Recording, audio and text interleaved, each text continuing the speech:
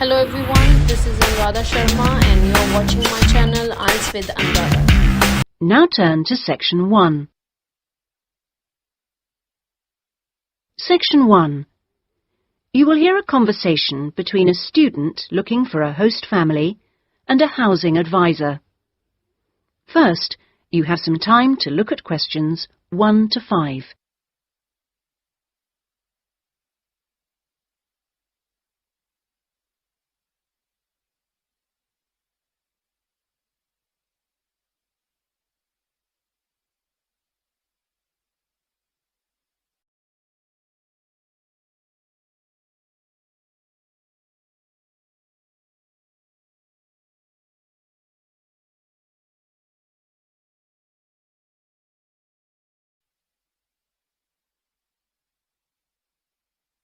You will see that there is an example which has been done for you. On this occasion only, the conversation relating to this will be played first. Good morning. How can I help you? Good morning. I understand you help fix up students with host families. That's right. Are you interested in... Yes. Well, please sit down and I'll just take a few details. Thank you. Right. Now, what name is it? Jenny Chan. Can you spell that, please? Yes. Jenny-Chan.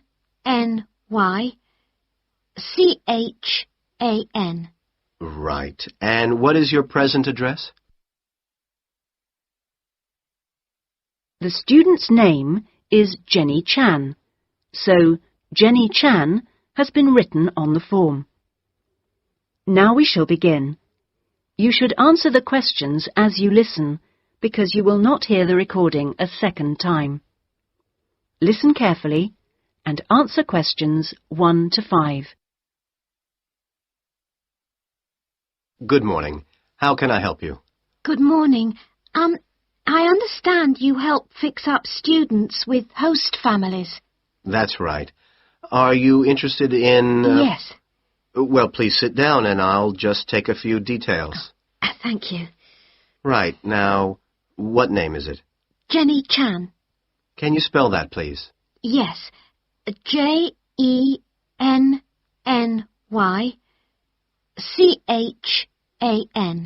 Right. And what is your present address? Seaview Guest House, 14 Hill Road. Okay. And do you know the phone number there? Yes, I have it here. 2237676. But I'm only there after about 7 p.m. So when would be the best time to catch you? I suppose between 9 and, let me see, past, before I leave for the college. Great. And can I ask you your age? I've just had my 19th birthday. And how long would you want to stay with the host family? I'm planning on staying a year, but at the moment I'm definitely here for 4 months only. I have to get an extension to my permit. You're working on it? Fine. And what will be your occupation while you're in the UK? Studying English? And what would you say your level of English is? Good, I think. I'd like to say advanced, but my written work is below the level of my spoken, so I suppose it's intermediate. Certainly your spoken English is advanced. Anyway, which area do you think you would prefer? Well, I'm studying right in the centre, but I'd really like to live in the northwest. That shouldn't be a great problem. We usually have lots of families up there. Before you hear the rest of the conversation, you have some time to look at questions 6 to 10.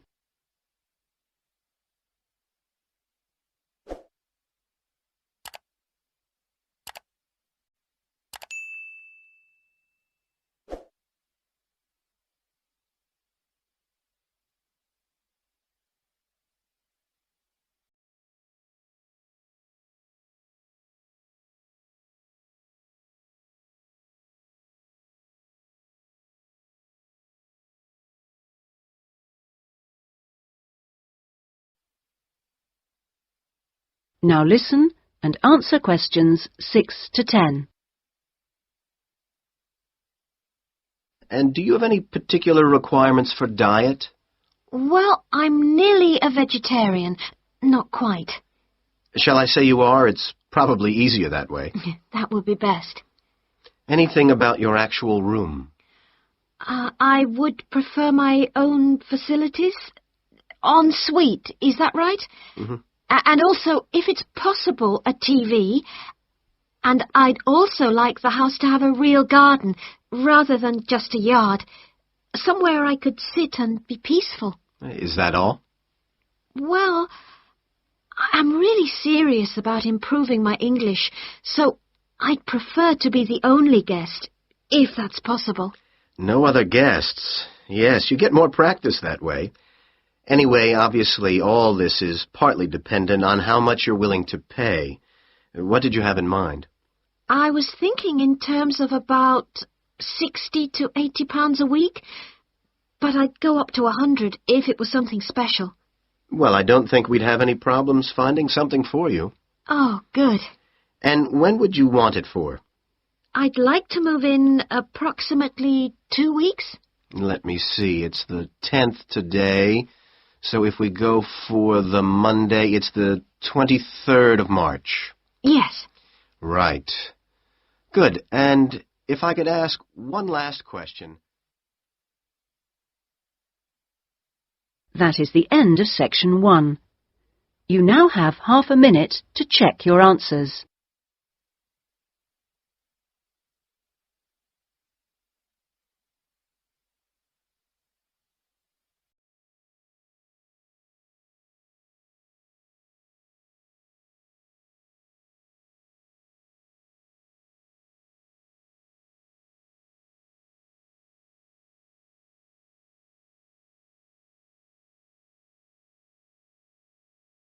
Now turn to section 2.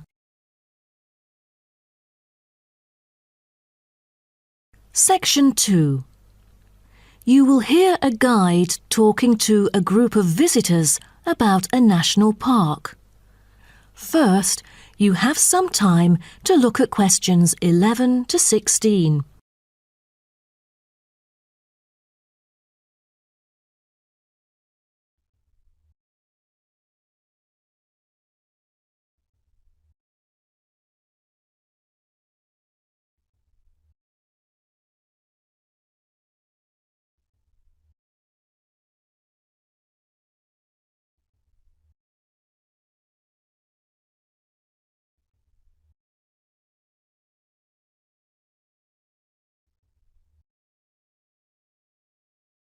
Now listen carefully and answer questions 11 to 16.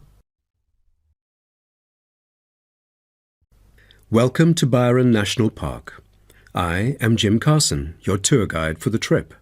First, I'd like to give you some basic information about the park. Covering 7,000 acres of land and spanning across 3 states, Byron National Park was established to protect the area's most spectacular scenic values. With unique geological features, natural history, and native plant and animal life, it is an ideal destination for recreation as well as research purposes. The park has a breathtaking waterfall connecting the longest river in the country, but it is most renowned for having the largest subtropical rainforest worldwide. There are many layers of tall, medium, and low vegetation growing with seasonal variations in the park. It is a place where the air seems green. Ardent hikers can find an awesome array of options here. Apart from the dense green rainforest, tourists can also hike along the mountain trail. Despite the stunning view, taking photos is not advised on the way up, I'm afraid, as one might get distracted and the narrow trail by the sheer cliff is quite dangerous. When you reach the top of the mountain, there is nothing better than having a picnic under the trees with your family. Accompanied mostly by wildlife, walkers as well as cyclists may find the bush track a good choice for having a tranquil time to themselves. As your tour guide, I suggest that only expert hikers take the creek circuit. because its beautiful and inspiring scenery through the subtropical jungle is paralleled by its physical challenges. A list of transport is available within the park. Bicycles are a popular choice as it is the most flexible way to get around. Electric trams are temporarily closed for maintenance. Boat trips down the river are an ideal way to spend a tranquil afternoon. Rest assured that transport within the park is covered in the bill. Extreme sports is another highlight of the park. There are, for adventurous grown-ups, especially those who are comfortable with having a racing heart, scary as it may sound, it is actually safe to participate in extreme sports under strict instructions and close supervision. Abseiling is available regardless of the weather. It is a fun way to overcome fear of heights, gain new skills, and get an adrenaline rush. Bungee jumping and paragliding are also available, except for during the summer. At this point, you might worry about meals here. Well, even though there is only one restaurant in the park at the moment, the variety of dishes is astonishing. There are 2 meals included in the price. Just get your meal ticket at the reception before dining. Also, there is no need to make reservations or worry about availability, since there are plenty of tables. Before you hear the rest of the talk, you have some time to look at questions 17 to 20.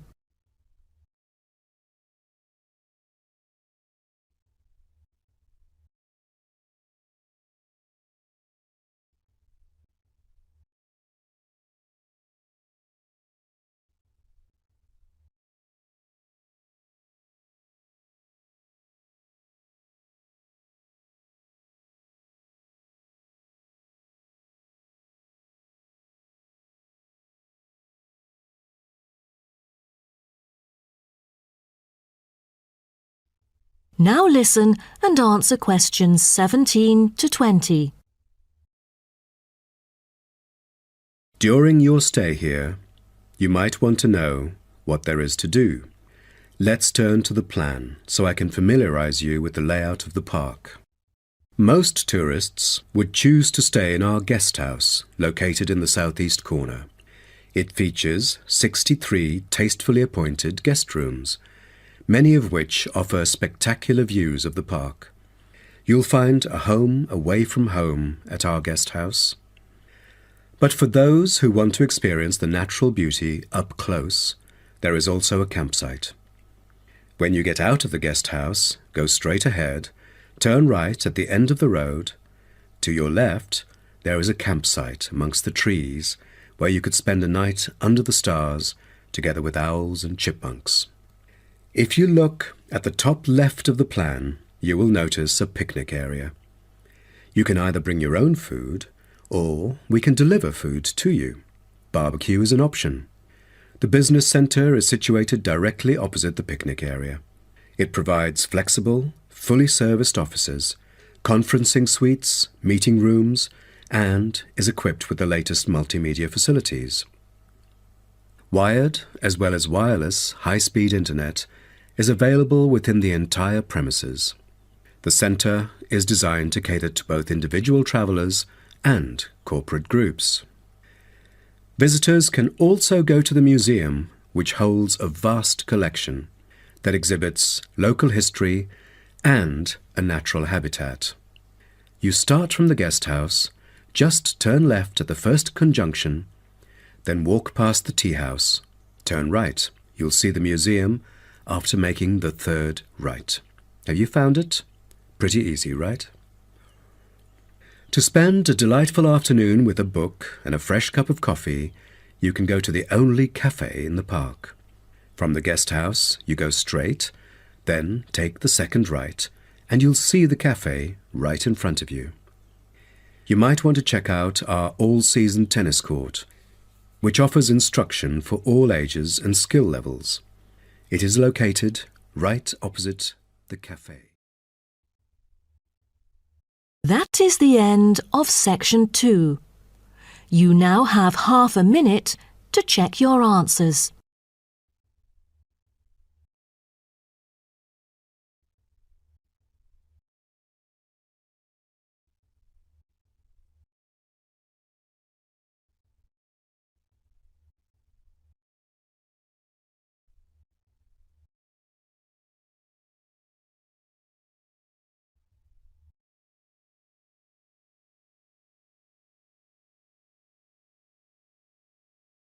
Now turn to Section 3.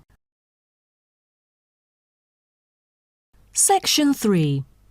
You will hear a student called Jerry discussing a pedagogy course with his tutor.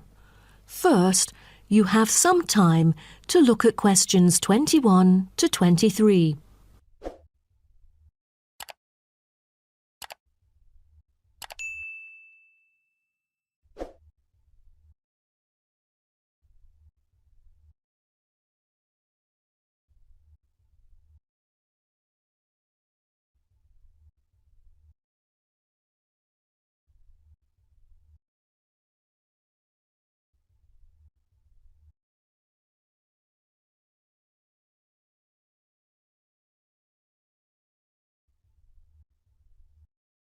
Now, listen carefully and answer questions 21 to 23. Jerry, how did it go with preparing your lessons? Is there anything you would like to discuss? Well, this is actually the first time that I have ever taught in an elementary classroom. After 8 years of learning pedagogy, I want to practice what I've learned in an instructive manner. But I'm a bit stuck right now. I know the topic I want them to research is a bit hard for pupils. I'm afraid that they won't be able to handle it on their own. So I need new ideas on designing more effective teaching methods. Mr. Carter, do you have any suggestions? Well, you should probably read this book called Professional Learning, written by J.K. Symonds. He is a professor who just transferred here last semester, but is already popular amongst the students for his creative teaching methods. There is an extensive range of learning approaches mentioned in the book, including approaches for team research, which might be helpful to you. You mean dividing the students into groups to do research? I've never thought of this before. How does it work? Professor Symonds has already demonstrated how efficient this approach can be. Basically, it aims to increase cooperation between students so they can present the results in a collaborative fashion. It helps them to develop their own voice and perspective. I'll check out the book as soon as possible. It seems I can borrow some of the essential concepts and work them into my course design. Before you hear the rest of the talk, you have some time to look at questions 24 to 30.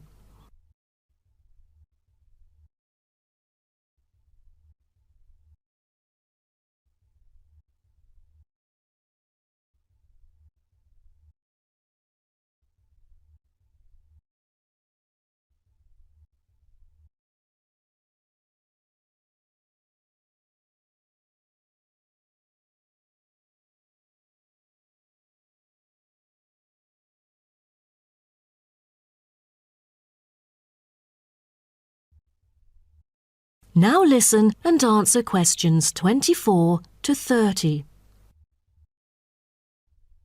Well, I was thinking maybe I could use both observation and non-observation as a part of my teaching methodology. Could you take a look at my teaching plan? Sure. What kind of observational methods do you have in mind? For the observational part, I intend to include two approaches. First, the pupils can assess each other's behavior. I feel that reviewing fellow students through criteria-based reference evaluation allows constructive feedback. It can also improve their understanding of the subject material. That's a smart move for a large class that would be hard to observe all by yourself. Also, you might want to get the feedback from several different individuals rather than just one. So how do you plan to carry out the peer assessments? Oh, Every pupil will be required to write a diary, which includes group projects, presentations, and in-class discussions. They'll put down their remarks. I'll collect them on a regular basis, which can also help me see whether they can keep up or not. Good. What else do you intend to do? Besides that, I also plan to do video recording. I've already purchased a camera, just in case I miss anything important. I can go back and review their performances anytime I want. Would you record every in-class activity? No, I'll just keep track of an in-class simulation, which would require every pupil to fully participate. Students will act as members of a city council meeting, discussing issues like whether or not prohibition should be instated in the United States. This kind of teaching method is both inspiring and challenging. I can't wait to see how yours works out. Do send me a copy of the assessment afterwards, will you? No problem. So, what do you have in mind for the non-observational approaches? Well, my plan is to quantify the statistics. Numbers do not lie. It is the most direct way to measure their performance. See how well they've learned. Where does the data come from? I'll evaluate the test results, including the midterm, final exam, and pop quizzes, which would only take up about 40% of the overall assessment. Sounds like a lot of tests and assignments. Please remember that you don't want to wear out your students. Keeping them engaged is the key to efficient learning. Once they are exhausted, they just stop trying. Oh, I haven't thought about that. You are right. I don't want to frighten them with tons of assignments and exams. I'll make note of that. Thanks for the advice. I remember last time you mentioned questionnaires, right? That's true, but it is not for my students. In fact, they have to design their own questionnaires and choose the respondents using the internet. As a complement of other teaching activities, it would deepen the creative learning process. Is that all? Oh, the pupils will have to conduct interviews of their own, and for this, they get to choose anyone they like, including relatives, friends, and acquaintances to answer the questions. Seems to me that you have figured out most of your teaching methods, but you still need to polish some of the activities. That is the end of section 3.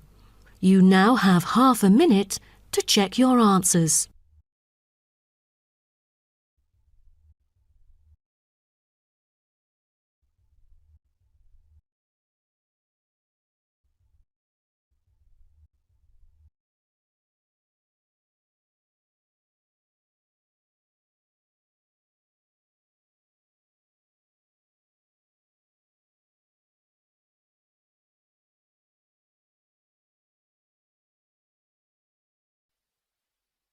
Now turn to Section 4. Section 4. You will hear a university librarian giving a talk to new students.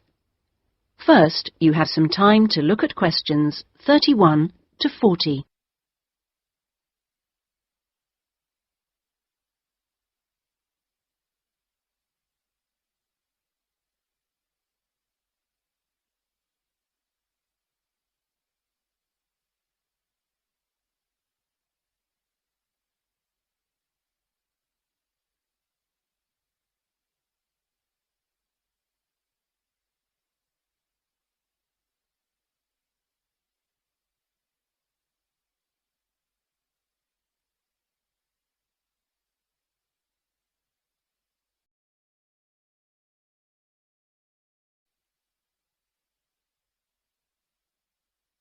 Now listen carefully and answer questions 31 to 40.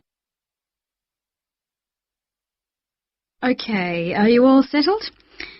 Well, first of all, welcome to Cardiff University. I'm here to explain what we can offer you. Now, as a new student at the university, you will probably need some sort of guidance to help you to use the library effectively to study and research.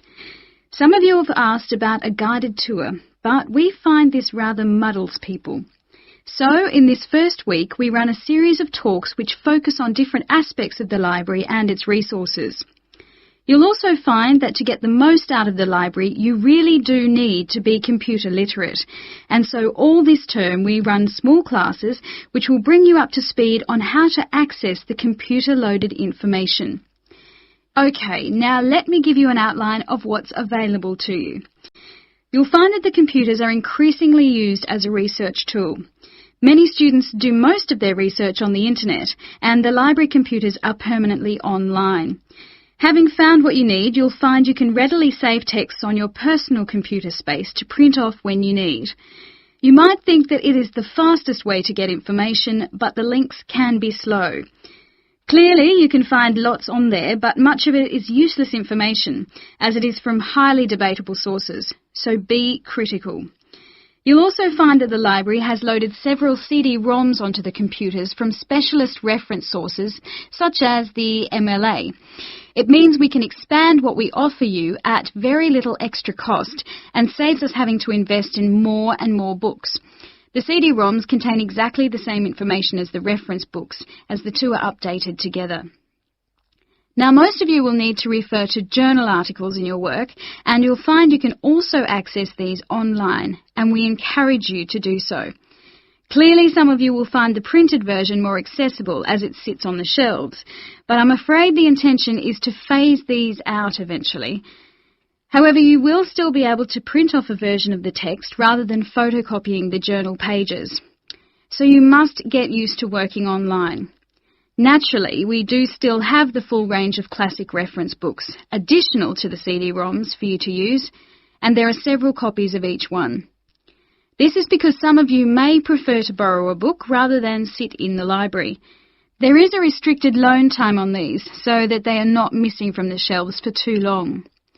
Although there is a section manager for each part of the library, they are very busy, and so if you do get stuck looking for things, you should ask the relevant cataloguing assistant. As your training supervisor, I just oversee your induction and will not be around after this initial week.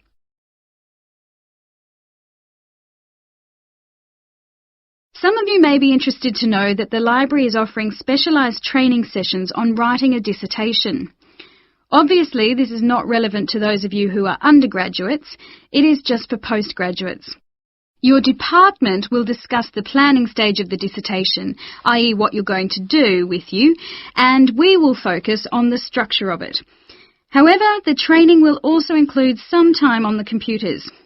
I realise most of you know how to organise files, but we can show you the different ways to run data programs.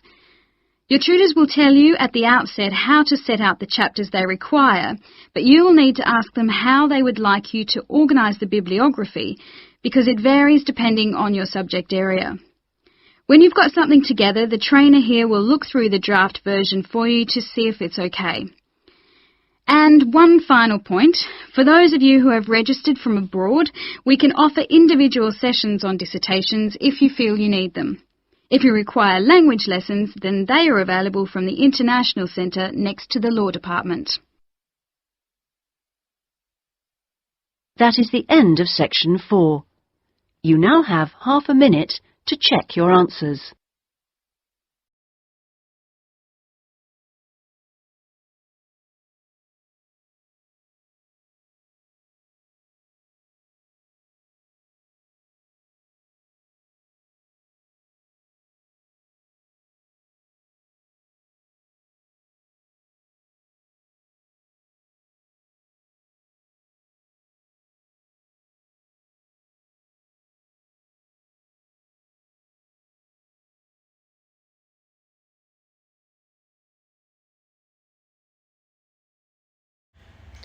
Thank you for watching and stay tuned for more videos.